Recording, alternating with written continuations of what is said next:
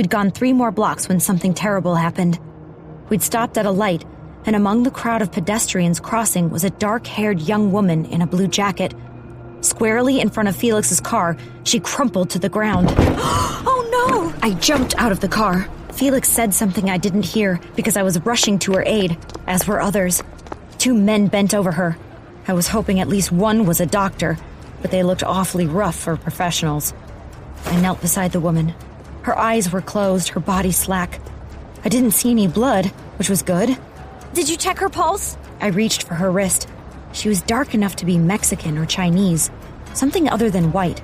A hand grabbed my own wrist in an iron grip. I looked up to meet the eyes of the smaller of the 2 men. Let go of me! I'm fine! I yanked back as hard as I could. With my free hand, I tried to grab hold of the car. Did he think we had hit this woman on purpose? Ooh, I don't think you're fine. I think you're in trouble. He gripped my free arm and yanked hard enough to pull my hand from the car. Felix! The other people gathering to help the woman, or gawk at her, jumped back in surprise. Unfortunately, this gave the 2 men the opportunity to yank me up to my feet and away. They began to run with me, half dragging, half carrying. The crowd was staring at us with confusion, even embarrassment of all things. Felix! Help me!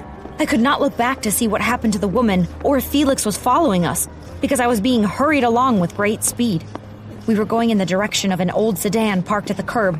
Since screaming hadn't worked, I began to whisper a spell, one of the first my father had taught me after a man had tried to take me as we were shopping for fruit.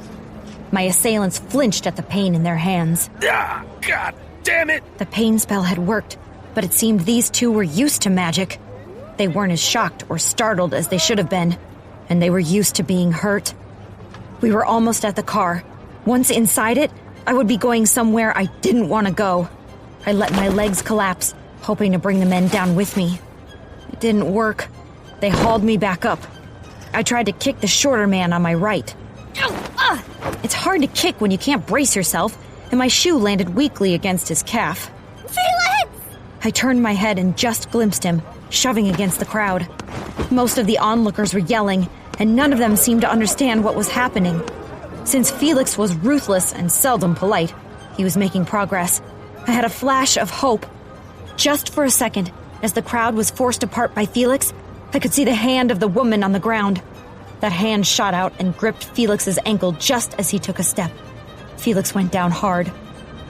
I'd lost.